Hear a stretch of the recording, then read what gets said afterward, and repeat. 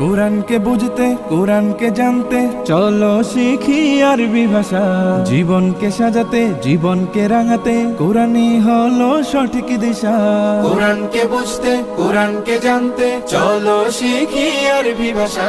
জীবনকে সাজাতে জীবনকে রাঙাতে কোরআনই হলো সঠিক দিশা। এসো শিখি আরবি ভাষা, এসো শিখি আরবি ভাষা।